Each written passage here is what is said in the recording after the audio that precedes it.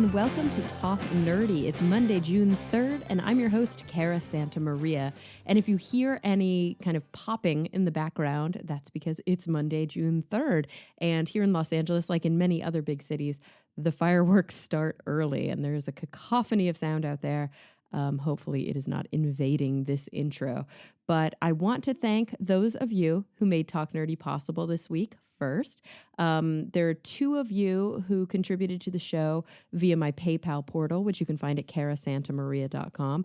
That's Christopher Beck and Rob Schreck. Ooh, you rhyme. Thank you guys so much. And of course, as always, a bunch of you contribute to the show via Patreon. And if you're interested in contributing there, you just visit patreon.com/talknerdy. And you guys are Phil T-Bear, Timothy Glover, Charles Payette, Jonathan Wright, Christian Jeffrey, Jeffrey Perez, Stuart Ogue, The Honorable Husband, Jafe, Gabriel Felipe Jaramillo Gonzalez, Brian Holden, and Jeffrey Sewell. And maybe I'll pick a couple more people because, of course, you guys contribute at so many different levels. If you contribute 25 or more per episode, that's when I give you a shout out on the show, which is why sometimes you hear the same names. But how about we randomly give a shout out to James Brucker? And what about Summer Tipton?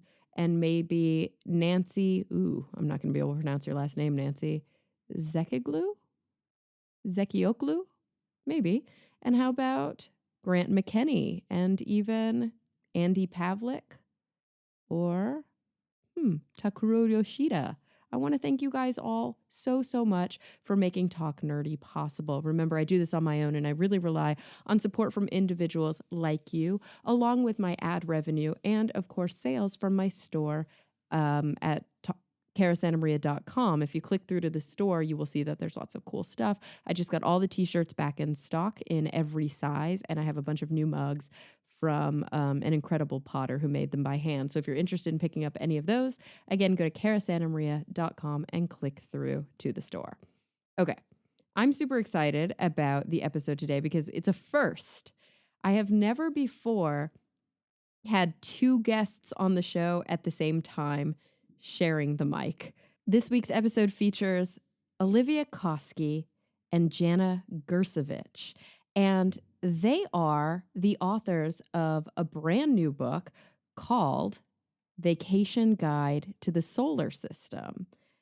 And it's a really fun book. It's a book based upon a project that they work on together called the Intergalactic Travel Bureau. And they're going to tell you a lot more about it during the show. But before we dive in, I just want to tell you a little bit about the two of them. Olivia is the head of operations at Guerrilla Science, and she used to be a senior producer at the Atavist magazine, which was a really cool kind of integrative journalistic experience where storytelling came to life for you as you dug deep into these wonderful stories.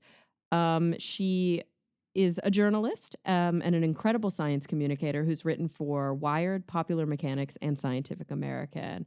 And Jana Grcevich is, I should say, Dr. Jana Grcevich. She is an astronomer and science educator. She's worked at the American Museum of Natural History in New York, hosting shows at the Hayden Planetarium. And she also teaches astronomy to future high school earth science teachers as part of the American Museum's Master of Arts in Teaching program. She works alongside Olivia at the Intergalactic Travel Bureau, which was sort of the spark for their brand new book. I highly recommend it, Vacation Guide to the Solar System. It's absolutely beautiful, and you'll learn more about it right now.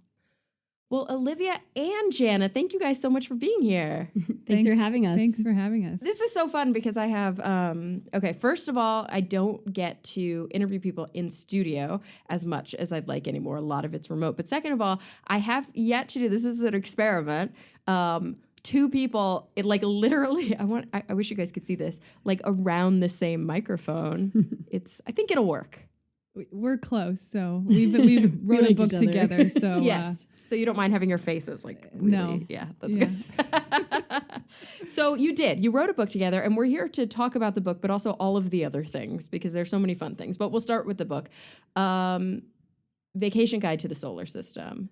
Science for the Savvy Space Traveler. But of course, the top of the book cover also says Intergalactic Travel Bureau because it looks like a lovely, like a vintage travel poster from, what would you say, from the 60s? Yeah. Yeah. Yeah. It's retro futuristic. It's definitely retro futuristic. And it has like that vibe of, where are we on this? Is this Mars on the cover? It's red. Mars, yeah. I'm good at space. It's not a specific location, but we do have the 2 moons in the sky as well. Oh. They're a little exaggerated in size, but I see. It's travel. We're playing it up. I see. And there's a rover on the back, which I like. It's a fun, though. It's like a fun new rover. It's got like a glass top, which if we were there with our rover, that could probably happen. But if you're sending a rover without you, that would probably shatter. It needs to be a little more robust to survive everything. Yeah. I would think so. And of course, also a shout out here to Gorilla Science, because that is you. That is you guys. And so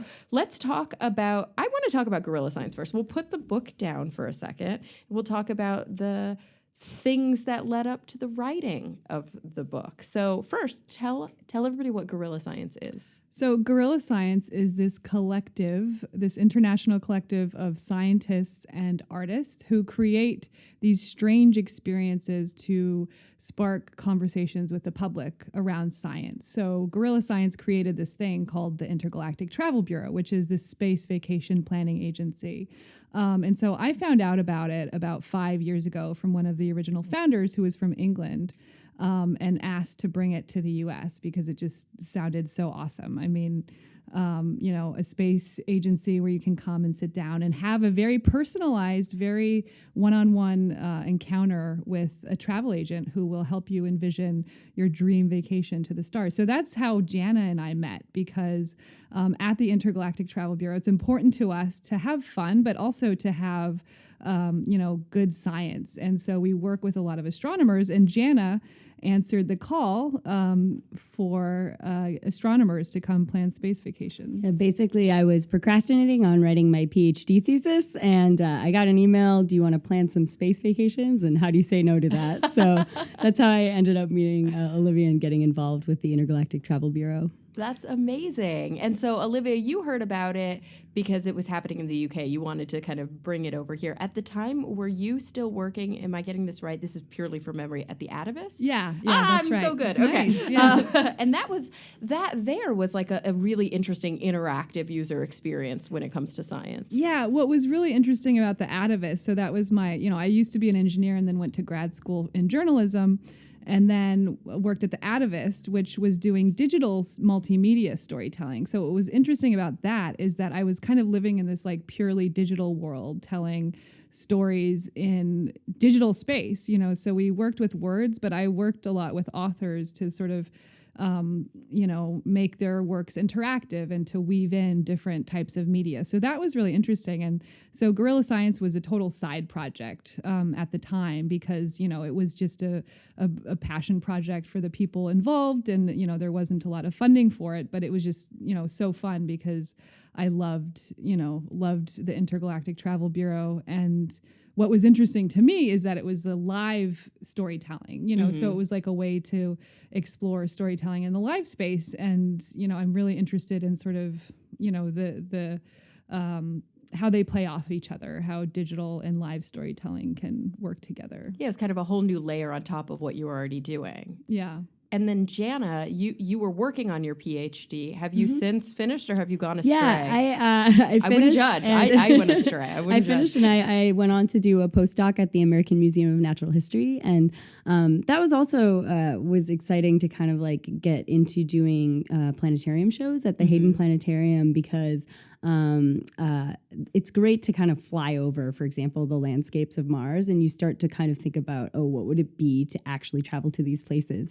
And as we get higher and higher resolution images and altimetry data and things like that, we can start to more realistically recreate these spaces. And so that for me is like another aspect that I really like to kind of explore is like visually recreating spaces as well as kind of writing about what it might be like to actually visit there as a human being. I love that. So you were physics. You were astrophysics. Yeah, Yes. mhm. And what was your research area? So it was actually not planetary science at all. I studied dwarf galaxies. And so specifically looking at really, they're large, but small for galaxies that are orbiting around the Milky Way, our galaxy, or Andromeda, or relatively nearby. And they're very difficult to see. They're not very bright. And so one project that I was working on was trying to find new dwarf galaxies because we didn't see as many as we thought we should see. So, Jana, did you discover some new galaxies? I did. Being humble over here. I did. Seriously? Yeah, Pisces A and Pisces B, me and my collaborators. She doesn't like to talk about it very often, so you're lucky. Everybody always asks, "Did you get to name them?" And no, there's like a standard naming convention, but That's why you've got it now in your next. Like you just need to discover a frog or something, and then you can name the frog. That is so freaking cool. What an accomplishment! And also, being able to take all of that knowledge and apply it to something really creative and really artistic. Not that science is not incredibly creative. Obviously, the work that you were doing with galaxies was incredibly creative, but there are also constraints. And now you're getting to imagine the solar system in a way that really does go beyond, I think, what your PI would allow you to do. Take want some to pay liberty. you for. Yeah, and I mean, I think that's what I really captured me about it too, is that these galaxies are so far away, we can't really think about traveling there in any reasonable future, and so, but now we're kind of in this place where people are really getting excited about space. We can really think about seeing people walking on Mars and things like that. It's kind of almost within reach, and so that really excites me. And you've thought about vacationing in these galaxies, right? Through the Intergalactic Travel Bureau. Those galaxies? Yeah. Or just Yeah, galaxies. I mean, well, we always say that the Travel Bureau will send people on a one-way trip. But, you're not going to make it there alive. There's lots of glorious risks. death. Yeah. There's no guarantees and lots of risks. That's why it's fun to imagine. Speaking of, would you guys go? Would you go to Mars, knowing that? I'm gonna go on record saying no fucking way. Would I go? That's so scary to me. I don't even like flying on airplanes. I love flying, and I would love to launch and go into orbit, and I would love to go to the moon. I think a flyby of the moon would be incredible. Landing on the moon. I think the issue with Mars is getting home. Yeah. That's still an issue, even as much as Elon Musk likes to talk about sending people to Mars. We still have to work out the round trip aspect of it. Yeah, I think so much of it is in marketing and messaging, right? But we'll just colonize. It's we just don't have to work in the coming back part. Okay, yeah, that's fair. We'll just stay. Yeah, exactly. This is the plan all along. Yeah, that's fair. That's fair. And also, one of the podcasts I work on, The Skeptic's Guide to the Universe, forced me to go watch the new Alien movie. I would not have chosen to do that on my own. And they're, of course, on a trip to colonize another world that's very far away. And spoiler alert, it doesn't go so well. It doesn't go so well. Colonization usually doesn't. Yeah. And I think, in researching this book, all the places that we're looking at are in our solar system. And of course, Earth is the best place in our solar system to vacation, frankly. And, when you start to look at these other destinations, you gain a new appreciation for what it's like to live on Earth. You don't need a spacesuit when you walk around outside. That's pretty amazing. At least not, now. Well, yeah. We'll see if that changes. But for the time Sadly, being, we can breathe the air. Yeah. Yeah. We have water here. We have, for now we do. I mean, that's the issue, right? Is that there's, limited resources on Earth. Yeah, absolutely. Absolutely. And so do you actually take people to Earth, or do you only go to the other planets in this book? We don't have an Earth chapter. We had talked about doing an Earth chapter, and I think we just ran out of time and had a deadline to meet. But pretty much anybody reading it kind of already knows about Earth, right? Yeah, about much. Earth. Yeah, and we talk about coming home, so in the end, we talk about coming back home to Earth and how your perspective may have changed. And also how your body might have changed because Yeah. I mean if you're thinking about traveling for years, right, and then coming back, like you're not going to be able to stand. You're not, who knows how the body would adapt long term to that. You'd probably your eyeballs will be shaped differently. You won't be able to Ooh. see as well. Yeah, that's not Your good. blood pressure is going to have to work some things out, and I mean, who knows about the whole radiation situation. You're going to so. just have to rigorously train in space to try to mitigate some of Yeah. that. But a lot of it is going to be unavoidable. And, the biggest issue is radiation. Yeah, absolutely. And Especially places like Jupiter. yeah, I mean, that's the thing. Like Jupiter, for me, I love Jupiter. I would love to go to see some of its moons, but that is, I can't see that being possible just with the level of radiation there. Maybe if you went like into the water on Under- Europa, then you might be protected from the radiation. But yeah, in the whole But vicinity, how do you're you going to get have to there? have heavy radiation shielding. It's going to be expensive to launch that ship, I can tell you. But never mind all that. It's a really great place to visit. Don't worry about it. We'll It's take not- care of it. It's also not cold at all under your No problem.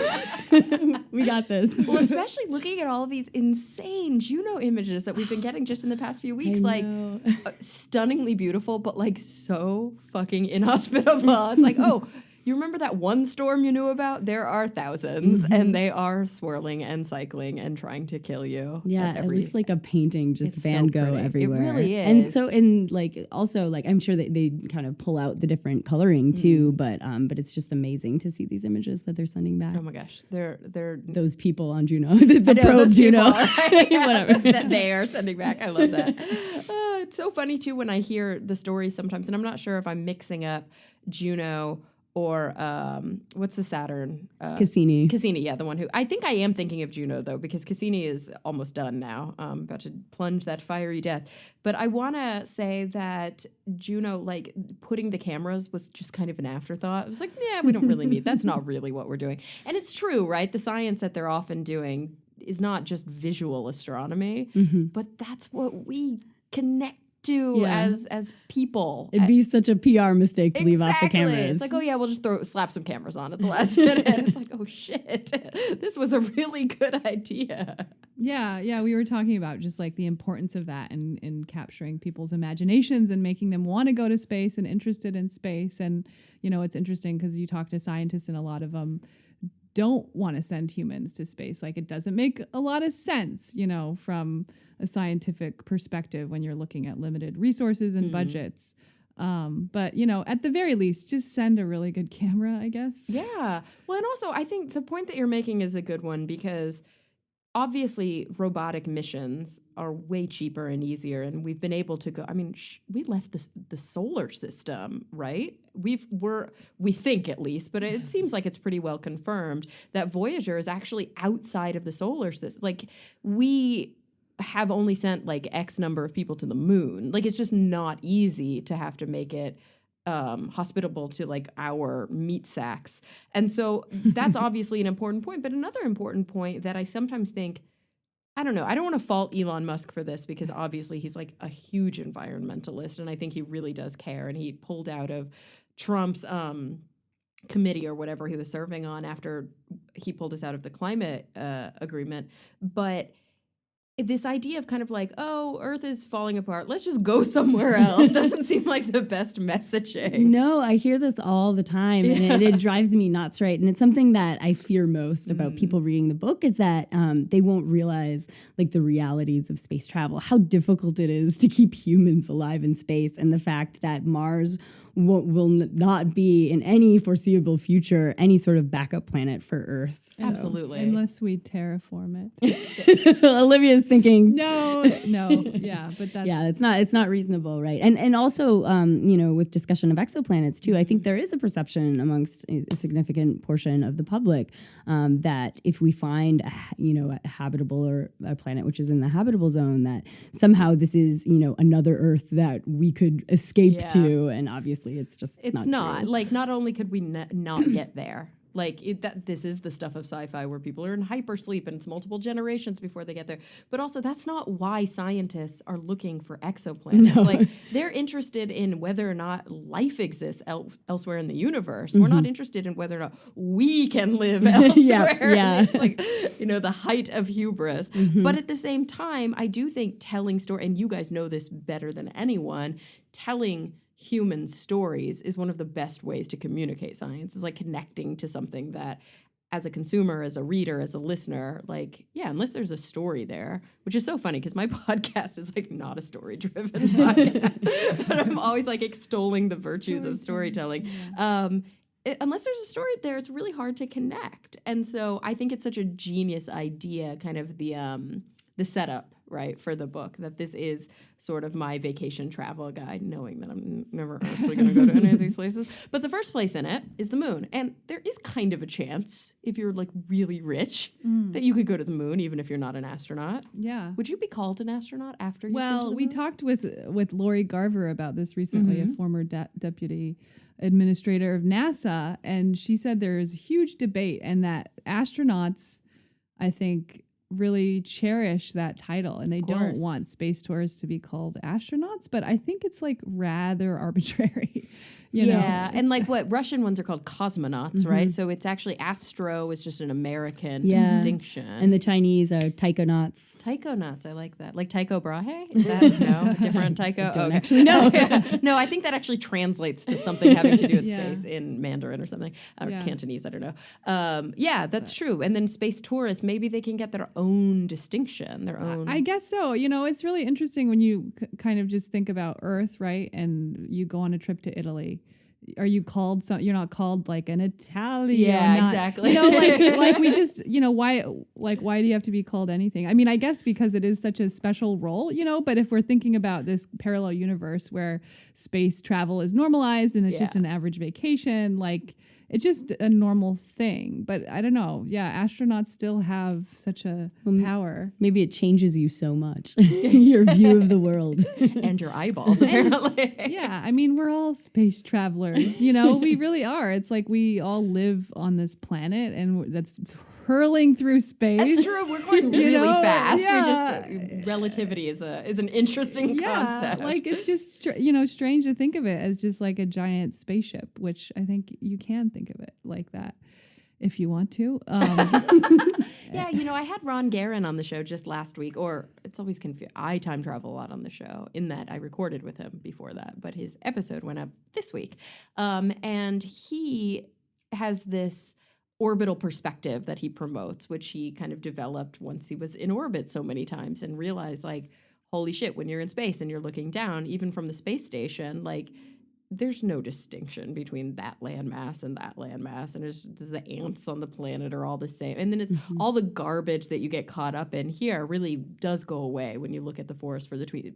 Beyond that, when you look at the Earth for the other stuff that's on the Earth. And so the orbital perspective is something that he obviously promotes for people who never even went to space. And we all have the ability to empathize and to flex that sort of creative muscle and to imagine, and this book helps with that, to imagine these things. But it is true that I think within our lifetime, and definitely on a more regular basis within future generations, trips to the moon might become more commonplace. Yeah, I mean, by the end of next year, people are going to go, supposedly. But they'll be really rich. I know. Yeah, that's true. Yeah, That's really true. rich. Well, you could also get sponsorship. I mean, that's, one option is to try to get sponsorship or, I don't know, enter a lottery. But Yeah. I would absolutely go to the moon if I had the opportunity. I You don't would? think, I wouldn't go to Mars probably, but I would do a flyby, that seems like, I mean. Would you land on the moon?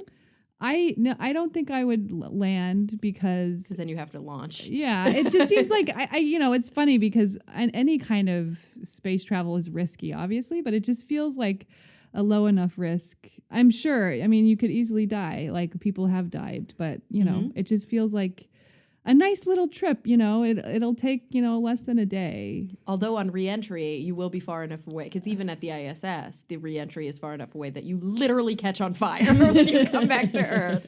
There is that. Yeah, there is that. But I mean, definitely a suborbital. I don't know. I think you had a worldview person on. Yeah, well, that was Yeah. Ron. Yeah, Oh, he's that's a worldview him. now. Yeah. And so that's what he talks. And he Yeah. says you don't catch on fire with their Yeah. plan. No, I think that is actually brilliant compared to like the suborbital flights, which I think are also Yeah, amazing. I have a links. I don't know if you can see right behind you on the bookshelf. I went to. Oh, Is yeah. that X-Core? Yes, yeah. X-Core wants to do the suborbital, like Yeah. the parabolic flights, which Which- also see that still scares me.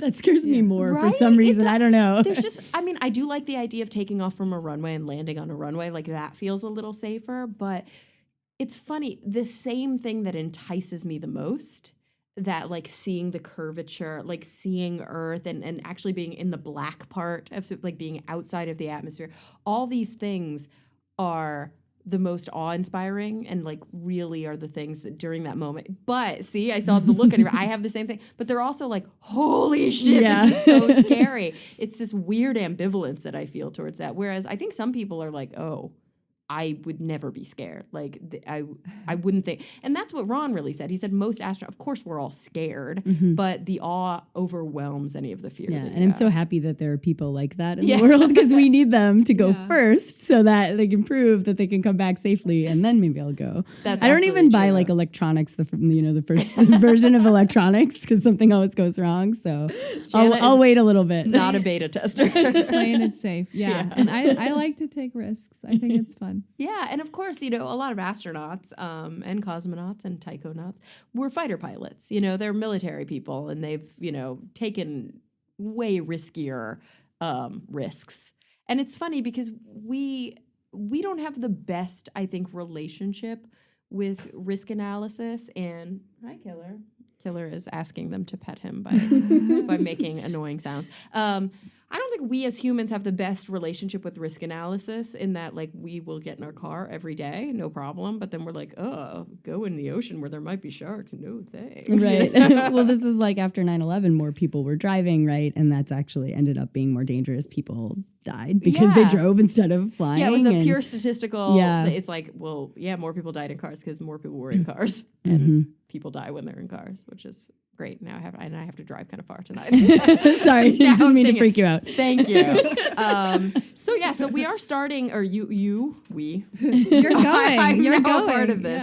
Yeah. Starting with the moon, because it is, I think, in some ways more feasible. But then you go in order after that. Well, that's a very good thing that you're bringing up, because Yeah. we discussed the order quite a bit, actually, because we ended up with sort of the traditional starting from the sun and moving out, but we wanted to, and it's just like switching two things maybe, but originally we were thinking, well, we want to start home, closest to Yeah. home, and then orbit, and then the moon, and then, you would go to Venus or Mercury. I forget which one's closest, but then our editor said we should just keep it simple. Yeah, it's too confusing, but we wanted to make it Earth focused, right? Think about actually course. starting on Earth and going to the places, and we list distances, the range of distances from Earth, Yeah. as opposed to like from the sun, because we always think about the Astronomical units. Yeah, Right? you're always like thinking about the solar system from the outside, right? Not as like you are a part of the solar system and you are traveling from place one, which is in the solar system, to place two, and Yeah, it's and- this really complicated thing, and everything's moving, and It is weird that we think about it sort of from the outside. I guess just because that's how we're always taught about the solar system, and it really, you adapt this way of thinking, but we're in it. Yeah. And we also don't think about scale, like at all. Yeah. Like we don't realize how far away Jupiter actually is, Yeah.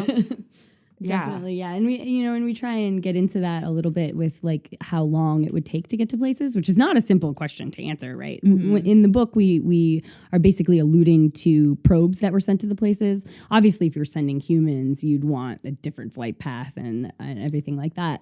But it's hard to capture distance. You can't really conceive of the scale, but you can understand. Oh my God, I'm going on a trip and I'm traveling really, really fast, and yet it's going to take me 5 years. Yes, that's so much. Then like X thousands or hundreds of thousands of miles is kind of meaningless. And then, and astronomers, of course, use units that don't even mean, like, what is a yada meter? It doesn't even mean anything to me. Yeah. Right. And then also like as Jana mentioned, the fact that everything's moving, your trip, your destination is moving and you're moving, in space. And so those things complicate the travel schedule as well, because, if you're going to the inner planets, they're moving faster around the sun, and then outer ones are moving slower. And so you really have to plan very carefully. Things have to be aligned just right so that you can save fuel. And that's also the difference between, the flyby and the landing, like mentioning like there's quite a big difference between those things. And it's fairly easy, relatively, to just fly by somewhere, but to actually stay and, requires braking power, which, can be very, very expensive if you're, tens of thousands of miles per hour. If you want to land, you're going to have to make escape velocity from whatever world you visited. And so you'll have to think about that. And then launch again off of it. So yeah, I mean, there's a pretty good reason that anything we've ever sent anywhere is still there. Yep. Just like buried or exploded, right? Like that's just usually what happens.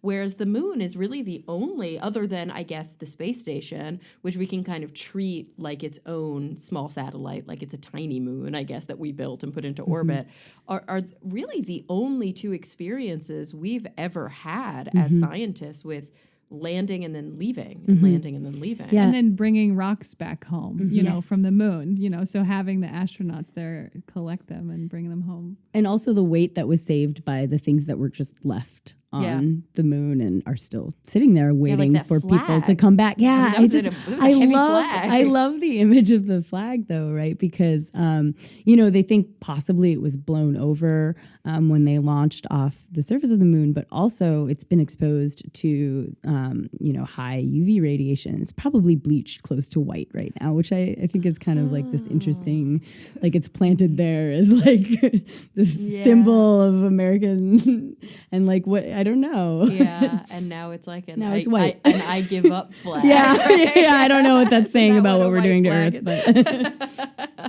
yeah, there's something in that we should work on. All right, guys, let's get back to the show. So if you wouldn't die going to any of these places, like if, let's say that all of the solar system were its own habitable zone, and let's pretend that the gas giants actually were rocky, and let's pretend that there was no radiation belt around some of these, where would you guys, like, what's your favorite? Where would you want to visit? I'm really partial to the moons of Jupiter just because they're so extreme. I mean, you have Io, which is just covered in volcanoes because, who doesn't love volcanoes? And then Europa, which is just its neighbor moon, which is covered in ice. And I just love those two big extremes. Absolutely.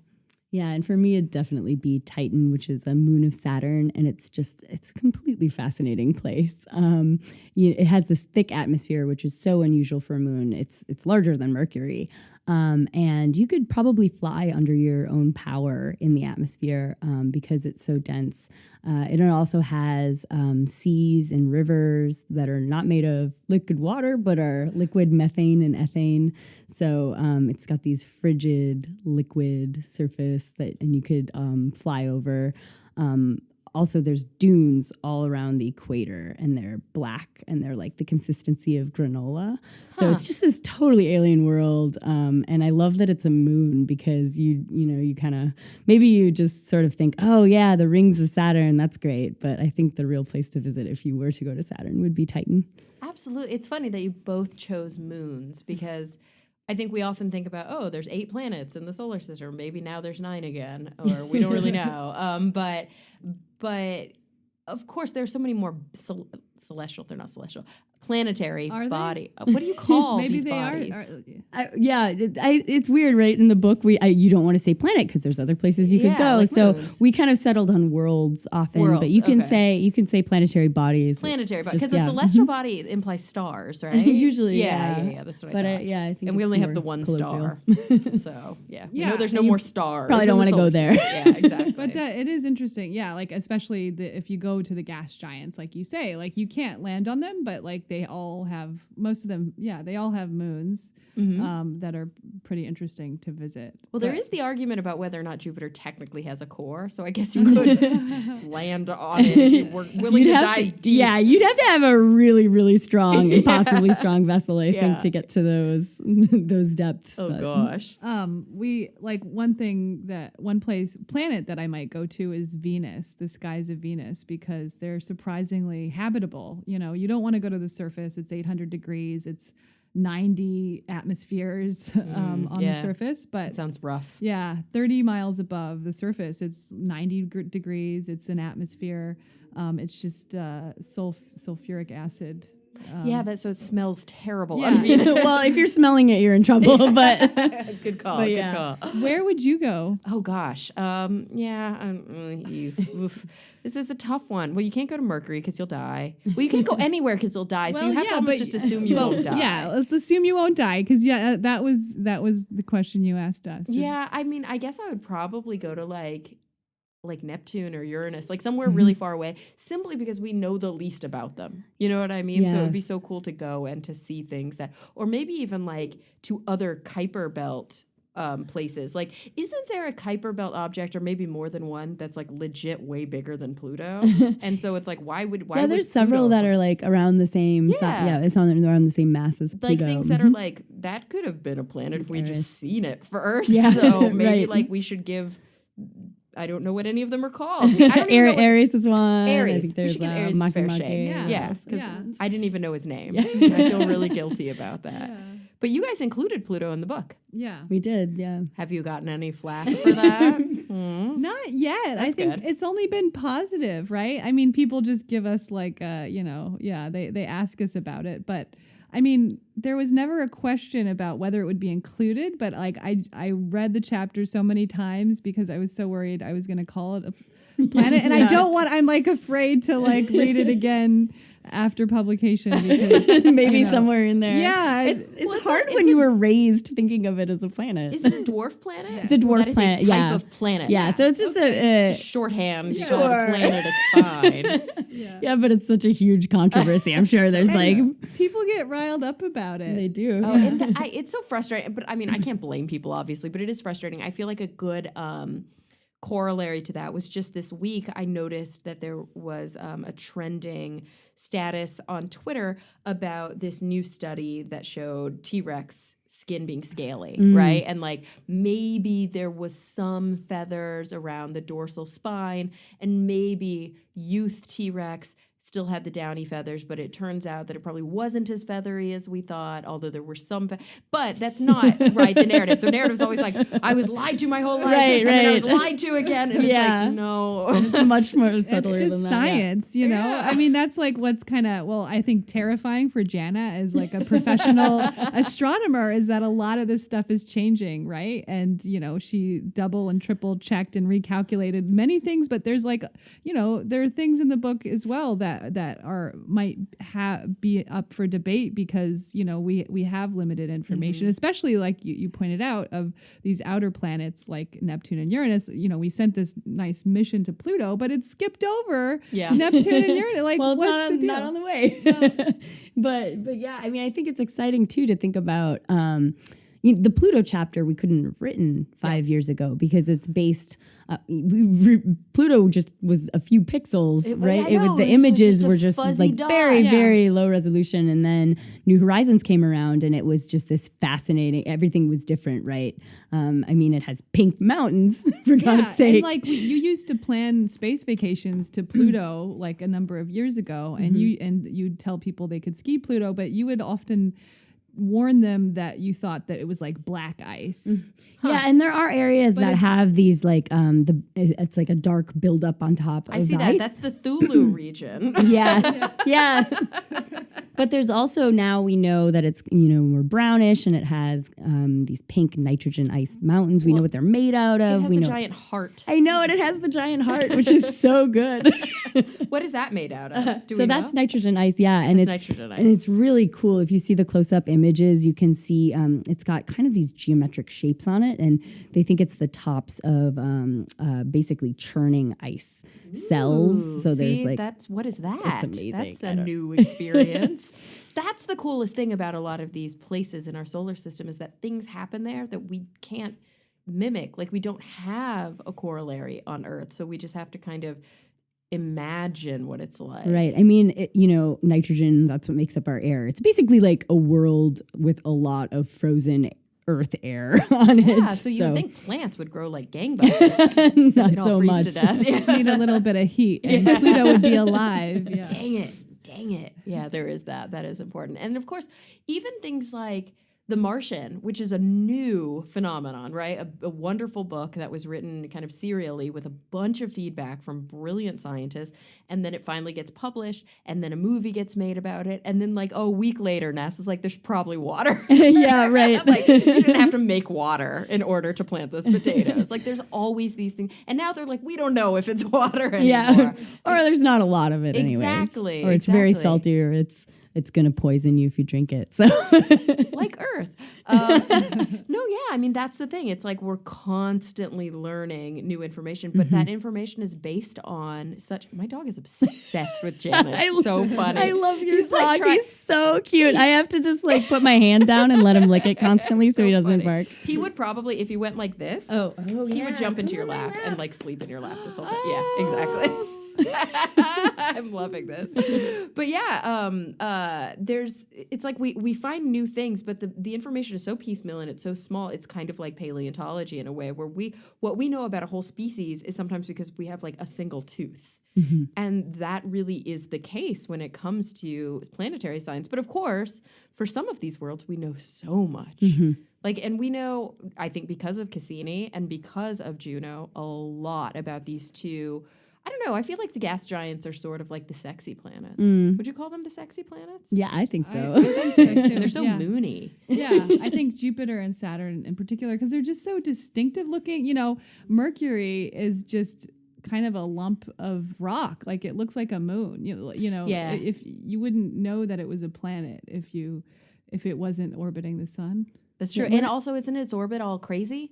Yeah. Einstein it's got a helped us very with that. elliptical orbit. Mhm. Yeah, and so they're in like a new discovery. Like they were able to finally do some sort of eclipsey study about relativity recently, and I think they just further reinforced some of this relativity stuff that because Einstein had all these great theoretical things. He's like, light bends and blah blah blah, but it's impossible to test. Yeah. Like he was able to do something the kind of hallmark study with a solar eclipse, but there's only so much you could do from Earth. Yeah, right? yeah. They'd originally done this experiment back some time ago, testing relativity, and they weren't sure whether they'd really been able to measure it or not, or if they Yeah. just said it came out the way the calculations did. But Exactly. It's like, were they Yeah. too perfect? Yeah, but then, but- I think there was a recent Mercury eclipse situation that happened that I am doing a terrible job of.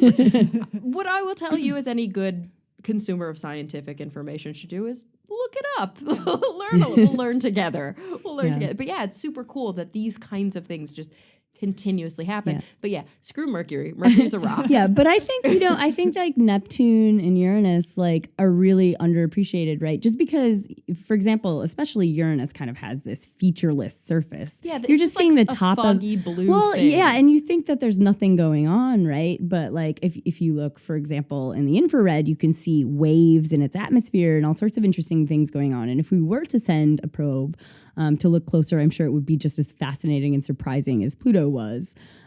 Yeah, Pluto ended up being way more interesting than I think people assumed. They just saw, like you said, it was a couple pixels, and then seeing it in like high res, and you're like, oh, it's like a relief map like any other globe.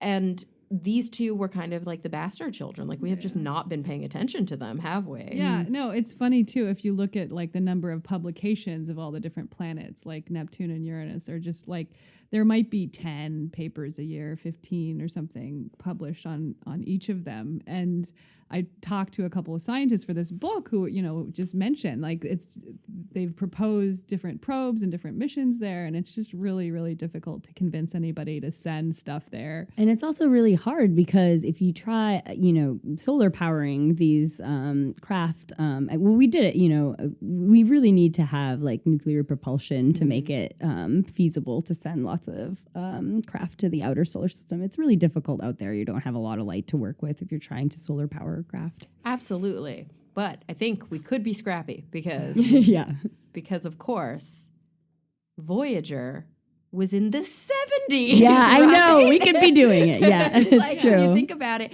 and granted, I don't want to call it a fluke. It's just obviously did better than anybody ever imagined. And certain parts of it are totally janky and broken, but there are still data. It's still sending and back. there will be data until there's no more data. And do you think anybody who was on the Voyager mission was like, I knew it would make it that far? Or were they like, holy shit, what happened? I'm constantly surprised. I feel like there's a lot of NASA missions like that, like some of the rovers as well. Like they weren't supposed to last as long as they did. And I think, it's good engineering and, realistic expectations. Yeah, and but there's a honestly, lot of missions that don't work out too. That's true. That's true. But you just keep hearing about the ones that don't die. So survivor effect there. There's always a survivor effect. Yeah, the big bias in science. But of course, those are the kinds of stories that I think make the people who aren't scientists but really care about science, excited and motivate us to want to put our tax dollars towards learning about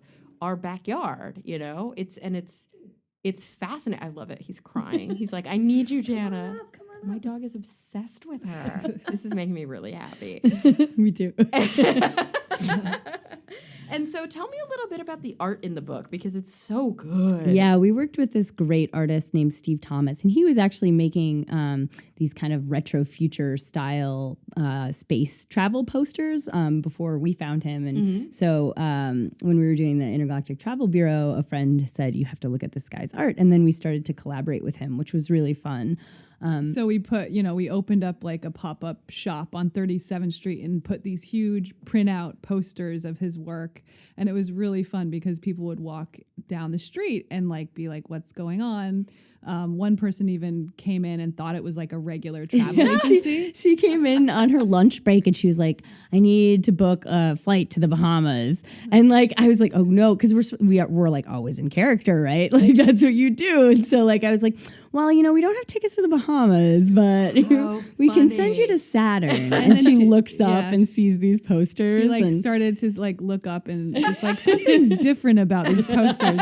But yeah, Steve has been an incredible collaborator, incredibly patient working on the new art for this book because Jana was very adamant about that they would be scientifically accurate. So you want to talk about that? Yeah. So like some of the images in the book, and we have like a full page color poster basically for each chapter. Some of them are based on real views that we had. So, for example, the Pluto is a view of Pluto and Cara, and it's an actual view that New Horizons had. And then there's also this great view of Saturn's hexagon on its pole with a woman meditating over it. And so those are from real images. And then other places are more imagined views.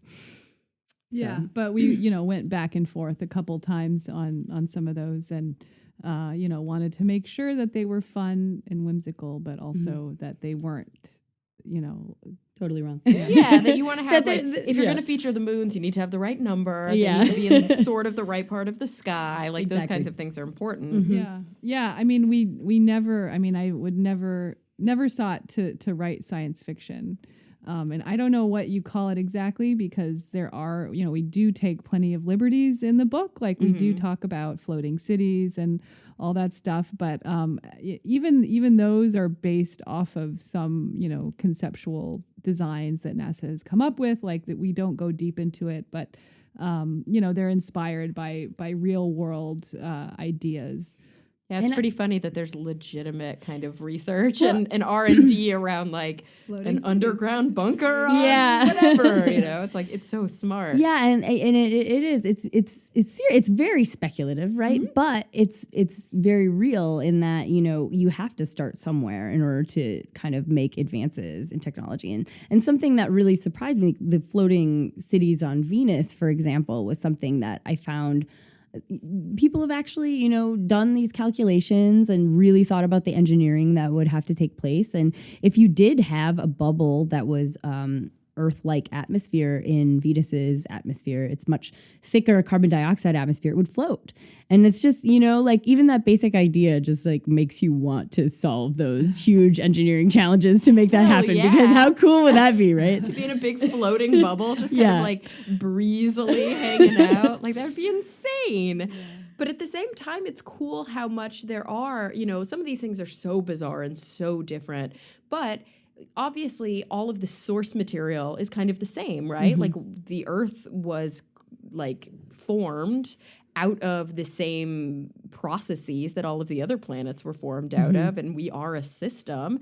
And so all the same elements kind of went into their genesis. God, I'm using so many terms that, like, how do you talk about this without and make sure that it's like a naturalistic way that you talk genesis? Like, No, that was beautiful. And so there are a lot of parallels, and we have done crazy shit. We have terraformed the shit out of Earth. You know That's what I true. mean? Yeah. Like there are aquanauts. Like Ron, who was on the show last week. Yes, he is an astronaut and he's logged a bunch of hours in space, but he's also an aquanaut and he has lived on the ocean floor for That's like amazing. 8 days straight. Like the fact that we could engineer that and that everybody lived is amazing. I mean, that gives us hope, right? Definitely. Yeah, there are a lot of places on this earth that are not hospitable, and yet people live in Antarctica at a research station. And also, people legitimately live in Norway. Like, they actually live Yeah, there. And I'm like, right. why? I don't know, but they figured it out. And I think it's easy to be like very like overly optimistic about the near future, but maybe sell the far future a little short because whenever I get skeptical about space travel becoming, to especially like these outer planets of our own solar system or beyond. Or when people ask us, like, when is this going to happen? Yeah, because we You're never like, know "Oh, what to God." say, right? Like, but I think about this. There's this great image from the early 1900s. I think it's 1918, and it shows their concept of traveling to the planets. And it's a biplane, and it's out there in space amongst the planets.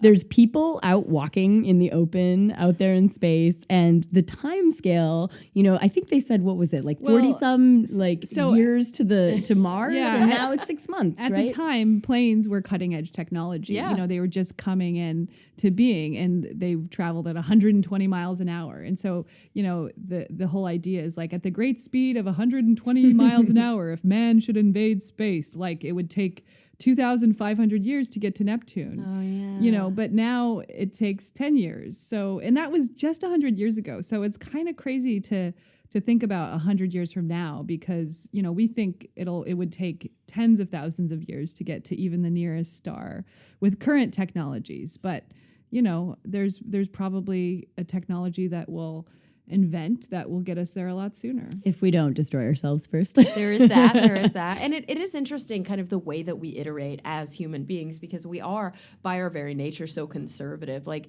Steve on Skeptic's Guide brings this up a lot, that when you look at the earliest cars, they look a hell of a lot like the buggies that horses pulled, because that's just what people knew. And then once we realized that the car itself is a new technology and it doesn't have to be constrained by these limitations of the old way, then we were able to really iterate and innovate. And I think there's always that growing pain when we go from, when we really do have a paradigm shift. But we are in our own way. So once we can get out of our own way, I think that it's really just a function of can we imagine beyond what we're used to seeing? Yeah, I hope that in the long future somebody just Yeah. laughs at our book because it's Yeah. so ridiculous. Like, oh man, they're like applying vacation, like the concept of a vacation. What even Yeah. is that now anymore? And it's I know, just that's so sad. I mean, it's just a matter of scale, right? You know, like people can they can pay $5,000 and go and experience 0G on like a parabolic flight. Yeah. You know, they can pay $200,000 and go on a suborbital flight,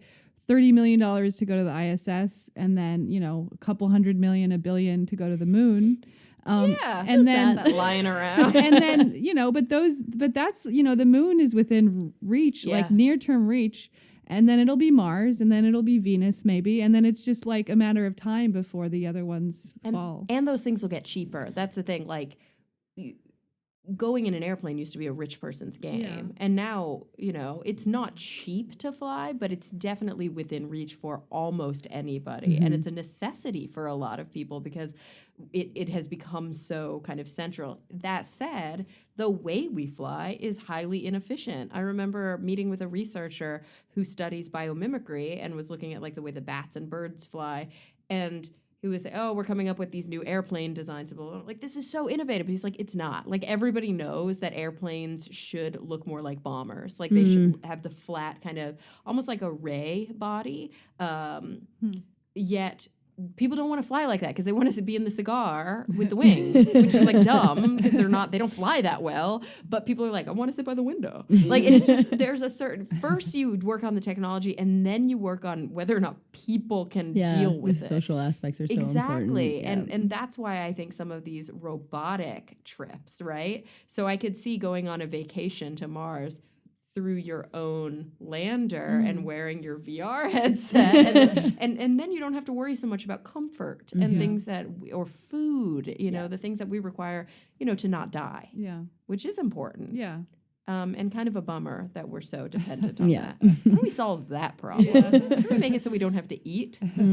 Nobel Prize. in your Upload the future. brains. Exactly. Figure Maybe that that'll one be out. easier Yeah. than actual space travel when we get to that point. I think there's a lot of potential in virtual space vacations, and we ourselves are dabbling in that space. We have a mobile app that will let you take a trip to the moon. That's so cool. Is that for Guerrilla Science? Is it for the book? Is it like a collaboration between them? It's a combination. So it's produced by Guerrilla Science as part of the Intergalactic Travel Bureau universe, and it's called Space Vacation. You can download it for iTunes or Android. And all you need is the Google Cardboard viewer. So they're very inexpensive viewers. Yeah. You can get even for make lots your of- own, I Yeah. think. Yeah. Yeah, we have these kits that we've been giving out to people because the app is free, you know, and we really want to give anybody the opportunity to see what it's Yeah, like. we do not want it to be limited to billionaires. Right? Like that's where we're at right now. But like everybody should get to go to space. We believe in space vacations for everyone. Yeah. I love it. And you can even read at the beginning of the book what you need to pack.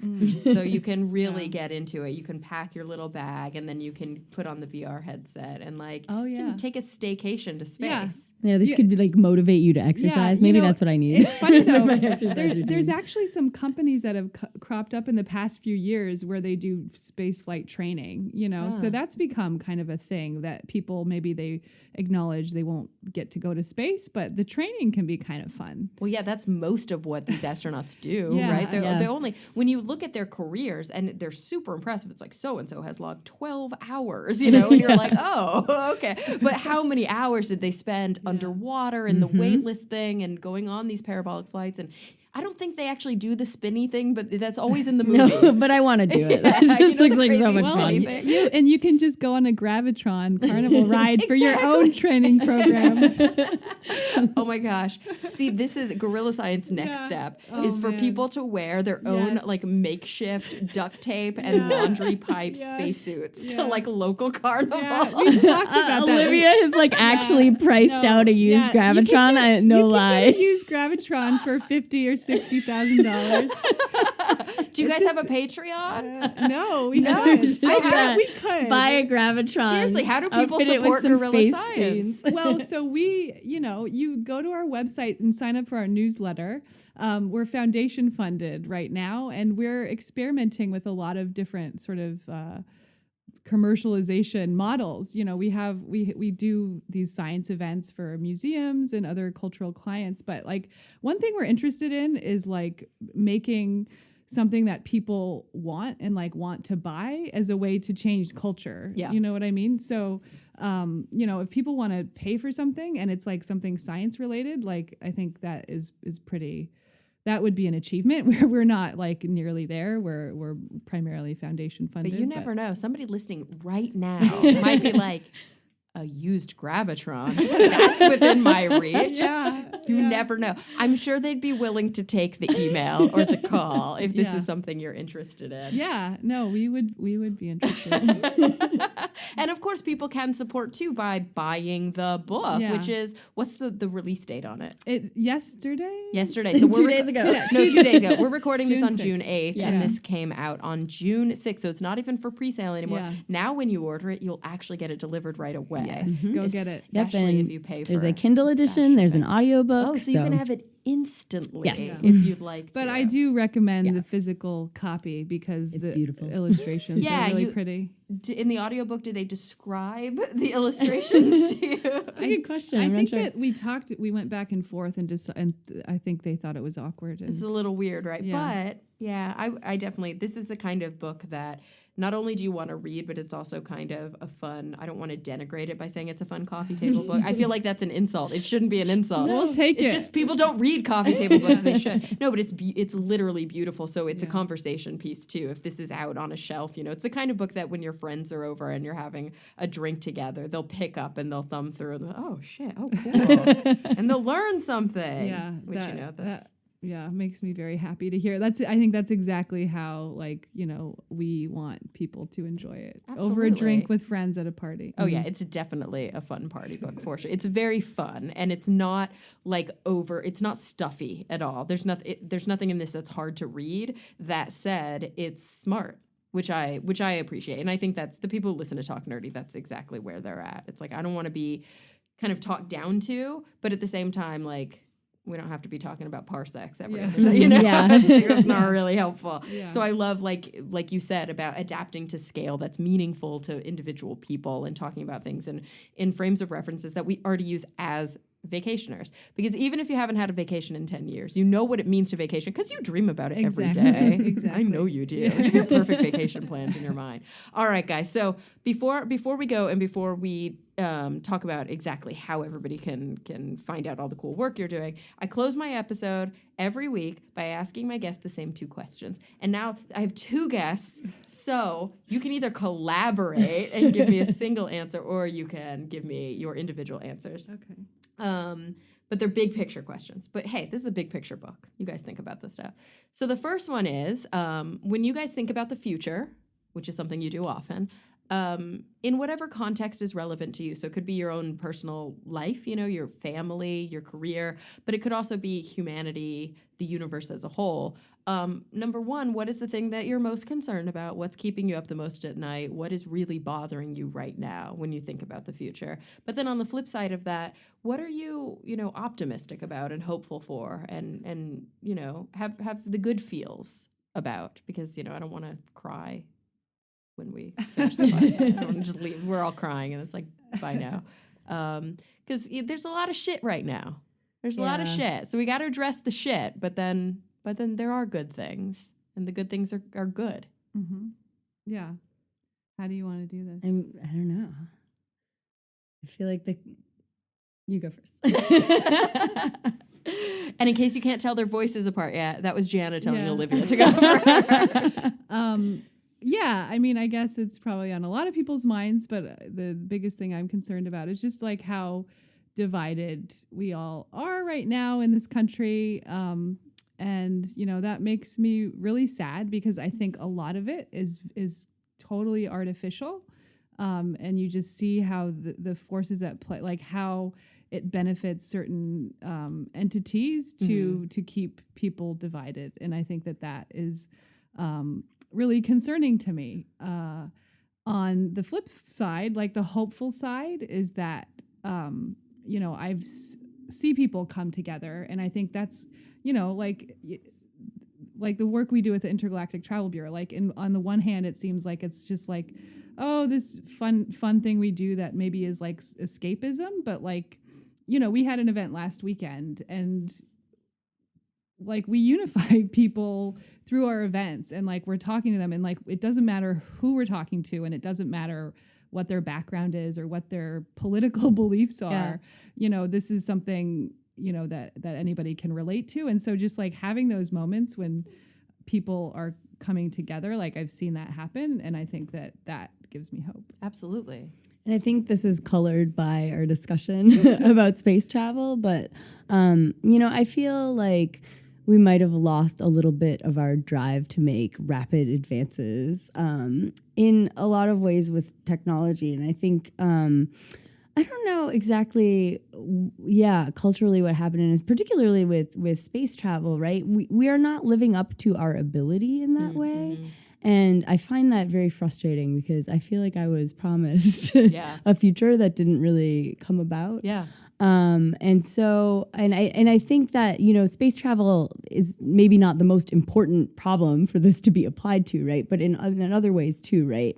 You know, I don't necessarily think like you know, some sort of technological fix is the right way to think about, for example, climate change. But I think like, you know, even just like the social engineering of like how to bring people together to like solve big problems all at once. It seems like people are kind of stuck in a rut, and it's related to what Olivia is saying too, just kind of like figuring out how to collaboratively move forward quickly.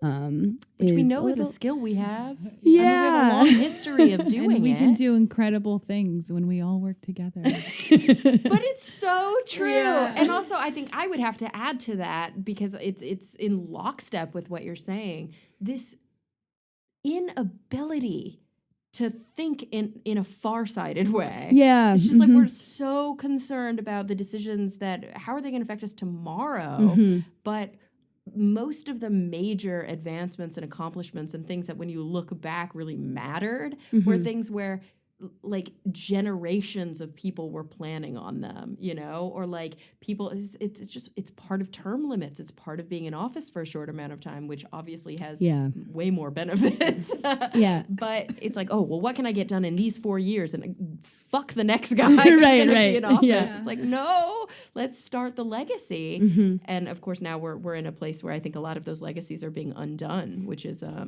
whole other conversation for another day. Vacation Guide to the Solar System. Wait, I didn't say the thing I was optimistic about. To end on a good note. Thank I you. have a very, very specific thing. It's kind of narrow, but I think really important. And so something I'm optimistic about is there is a conference. It's either, you know, coming up soon or just happened, where a bunch of mathematicians are getting together and they're talking about how to be effective in the courtroom in countering gerrymandering. And so, you know, this is splitting up voting districts into very unusual shapes. Often so this is like a very political thing. But often along racial or like socioeconomic lines. Exactly. And so they're talking about how to, you know, explain how unusual these shapes are in mathematical terms in a way that people can understand, so that we can try and counter this practice of disenfranchising people. And so that's like a very specific example, but it's this ability to kind of like use math and use science to like affect social issues and to think about how to really improve things. And I've seen, you know, a lot of great examples of that too. And so it's kind of like two sides, I guess. Well, and it's also of the same thing. It's also really, I think, exciting. It is hopeful for me to see that, because I think in a lot of ways the old guard, and maybe this is cyclical, maybe I just call it the old guard because I'm in my 30s, but the old guard is kind of like, we don't take science out of the scientific, it's science and politics. There's a firm line between, which is not only, I think, a little bit unethical, but also it's unrealistic. You know? And so seeing people not kind of doing advocacy work per se, or like specifically agenda driven work, but like doing positive social change that's bipartisan, right? Just Yep. kind of trying to improve the lives of individuals. Isn't that kind of the point of science? Yeah, if you're not using science to improve social issues, why? Yeah. Yeah, what's like the value that that you hold, that you're expressing through your science? So Absolutely. And you're right. More and more we're seeing that, and I think through many different STEM fields. So that's absolutely, I think, something to be excited about, to be optimistic about. Like, there's my segue again, Vacation Guide to the Solar System, Science for the Savvy Space Traveler, which you can buy at any bookstore, hopefully your local bookstore, but also you can buy at Amazon. That's cool. I'll put a link up. Why not? And in addition to that, you can go to the Gorilla Science website because there are events all the time, right? There's a musical stage show that's happening right now in London, which will probably be over by the time this runs. But yeah, we have events in London and New York all the time, sometimes other places too. We're doing a big festival for the eclipse in August. You can go to gorillascience.org to find out more. To download our app, you can go to gorillascience.org/ITBVR and take your trip to the moon. Shut up. And then, of course, you brilliant and talented science communicators have your own social media presences. So where can people find you on Twitter or the like? I am at Olivia Koski. and I'm Jana Grc. That's smart because your last name is It's hard to spell. there's a lot of consonants in there. It's true. I like it. And you can follow Gorilla Science at Gorilla Science. Awesome. Well, thank you guys so much for joining me. This was a blast. Thanks. so much fun. I had a lot of fun. Yeah, definitely. And everyone listening, thank you for coming back week after week. I'm really looking forward to the next time we all get together to talk nerdy.